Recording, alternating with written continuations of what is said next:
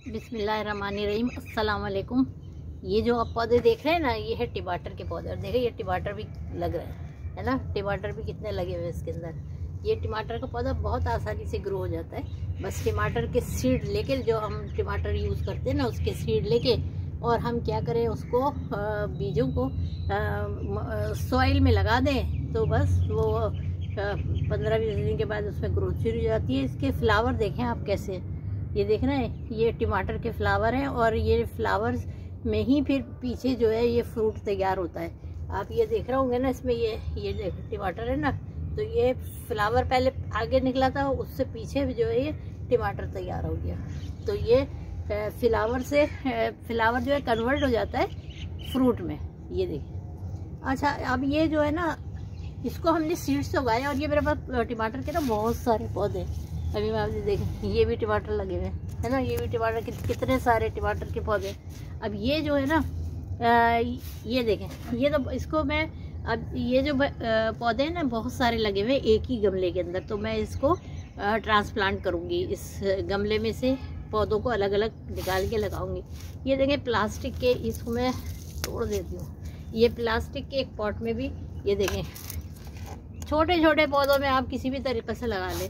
ये देखें कितने छोटे, मैंने ये इतना सा प्लास्टिक का गिलास है, इसमें भी लगाया हुआ है मैंने। इसके अलावा ये बॉटल जो आती हैं कोल्ड ड्रिंक की, उसमें लगाया हुआ है।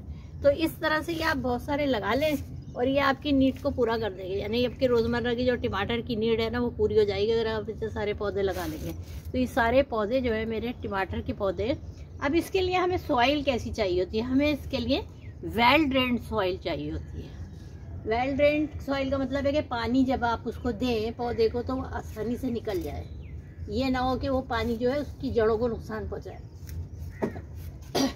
और इसके अलावा इसकी सॉइल जो है ना सैंडी होनी चाहिए। यानी जब हम इसकी बीज लगाएं तो उसमें गार्डन सॉइल लें, कंपोज लें, जो भी लें, उसमें थोड़ी सी सैंड भी मिला दें। ये जो कंस्ट्रक्शन के काम आती है ना सैंड, ये थोड़ी सी सैंड भी उसमें मिला दें तो उसकी जो फर्टिलिटी होती है ना सॉइल की, वो बढ़ जाती है।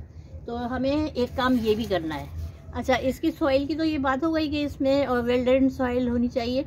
अच्छा, वाटरिंग हमें कैसी करनी चाहिए। वाटरिंग जो है, हमें सुबह को इन पौधों को पानी देना चाहिए और पानी जो है वो इतना देना चाहिए कि बहुत ज़्यादा नहीं, ओवर वाटरिंग बिल्कुल नहीं करनी चाहिए। बस इतना पानी देना चाहिए कि ये जो पॉट है ना, इसकी सॉइल मॉइस्ट रहे और बिल्कुल ड्राई ना हो। बहुत ड्राई हो जाएगी तो ये पौधा जो है सही तौर से ग्रो नहीं कर सकेगा।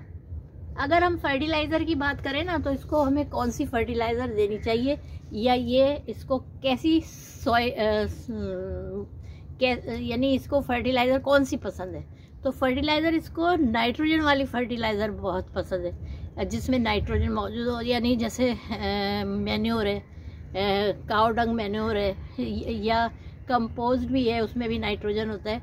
तो अब नाइट्रोजन जो है असल में एक बहुत अहम वाइटल मेजर न्यूट्रिएंट होता है और जिसकी पौधों की ज़रूरत होती है। यानी ये जो न्यूट्रिएंट है, वाइटल मेजर न्यूट्रिएंट नाइट्रोजन जो है, इसको पौधे को इसकी ज़रूरत होती है।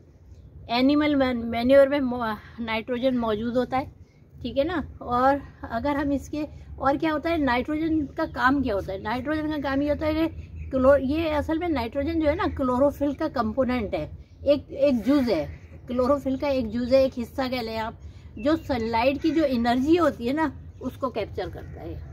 और जब ये सनलाइट की एनर्जी को कैप्चर करता है तो फिर क्या होता है, फोटोसिंथेसिस का अमल होता है और फोटोसिंथेसिस से एनर्जी हासिल होती है। और एनर्जी जो है पौधों को फिर उनकी ग्रोथ में, यानी वो फूड बनाते हैं, तो ये उसमें उनकी ग्रोथ होती है अच्छी तरीके से और पौधे जो है अच्छी तरह नशो पाते हैं। फोटोसिंथेसिस क्या होता है, फोटोसिंथेसिस जो है पौधे अपने क्लोरोफिल की मदद से, जो उसमें क्लोरोफिल मौजूद होता है ना, उसकी मदद से सूरज की रोशनी लेके ये जो है पौधे अपना फूड तैयार करते हैं। एक तो फर्टिलाइज़र के तौर पर हम इसे फूड मुहैया करते हैं पौधे को, हर पौधे को, और दूसरा जो तरीका होता है ना वो फोटोसिंथेसिस का अमल होता है।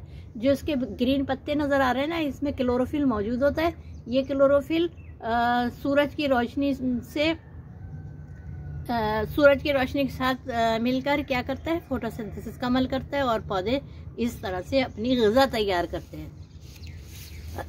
अब ये नाइट्रोजन का असल में फंक्शन होता क्या है पौधे के अंदर, इसमें नाइट्रोजन की ज़रूरत होती है। अब नाइट्रोजन वाले फर्टिलाइज़र जो है वो कौन सा होता है, मैंने बताया ना, मैन्योर और फिश मैन्योर, और इसके अलावा चिकन जो होती है चिकन मैन्योर, हर किस्म का मैन्योर जो है उसमें नाइट्रोजन मौजूद होता है। तो अब नाइट्रोजन का फंक्शन क्या होता है, नाइट्रोजन की वजह से क्या होता है, पौधों की जो ग्रोथ होती है वो अच्छी तरह से होती है, या यूँ कह लें कि पौधों की ग्रोथ को ये इम्प्रूव करता है नाइट्रोजन जो है। एक तो बात ये हो गई, इसका फंक्शन जो हम बता रहे हैं ना, नंबर 1 तो इसका ये है कि ये इससे ग्रोथ जो है पौधे की वो इम्प्रूव होती है। और दूसरी बात जो है, शूट सिस्टम जो होता है ना, ये जो शूट्स बनी हुई है इसकी पौधे की, हर पौधे की ये आपको नज़र आ रहा है ना, ये तो ये शूट्स जो होती हैं ना, पौधे की जो शूट्स होती हैं, शूट सिस्टम की ग्रोथ को भी इम्प्रूव करता है, यानी ये आगे बढ़ते इसकी शूट्स जो है वो आगे बढ़ेंगी, और ये जो शूट सिस्टम है इसको भी इम्प्रूव करता है। ये नाइट्रोजन का काम ये होता है। और एक और काम क्या है नाइट्रोजन का, नाइट्रोजन जो पत्तों को डीप ग्रीन बनाता है।